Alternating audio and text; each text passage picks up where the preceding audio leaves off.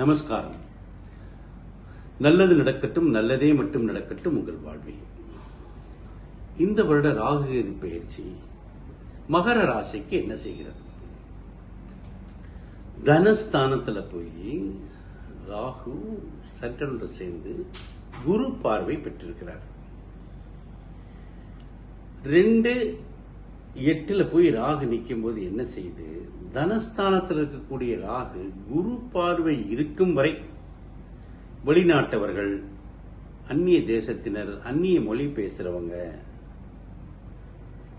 வேறு மதத்தினர், இவர்கள் மூலமாக லாபத்தை அடைய வச்சிருவார். 2ஆம் இடத்துல வேற மொழி பேசுறவங்க, சப்போஸ் நம்ம தமிழ் பேசுறோம், ஒரு தெலுங்கு பேசுறவர், ஹிந்தி பேசுறவர், வேறு மொழி மலையாளம் பேசுறவர், ஒரு ஸ்ரீலங்காவில் இருக்கக்கூடிய வேறு மொழி பேசக்கூடியவங்க, நம்ம சிங்கப்பூர் மலேசியாவில் இருக்கக்கூடிய மலையாளம் பேசுறவங்க, வேறு மொழி பேசுறவங்க மூலமா மகர ராசிக்கு நன்மை ஏற்படும். ஏற்கனவே அவங்க வேலையை இழந்து கஷ்டப்பட்டு இருந்திருப்பாங்க. அதுல இருந்து விடுபட்டு வேலையை வர வச்சிடும். அவங்களுக்கு வேலை கிடைக்கும், புது வேலை கிடைக்கும். ஏற்கனவே அவங்க குழந்தை செல்வங்களை ரீசெண்டா அந்த பயிற்சிக்கு முன்னாடி குழந்தை பேர் ஏற்பட்டிருக்கும்.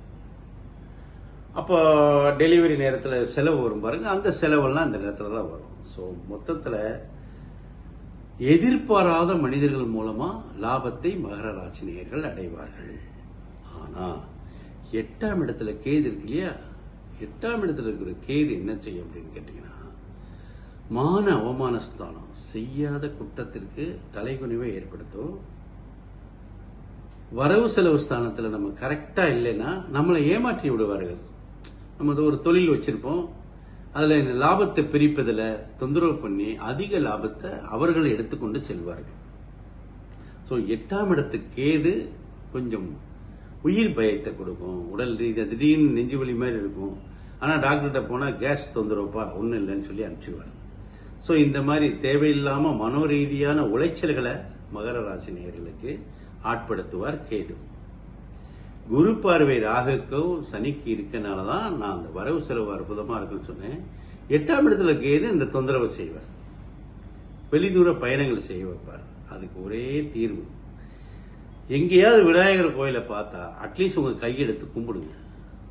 சங்கடகர சதுர்த்தி அன்னைக்கு அந்த அருகம்புல் மாலை அவருக்கு போட்டீங்கன்னா அந்த தொந்தரவுல இருந்து வெளிப்படுவீங்க.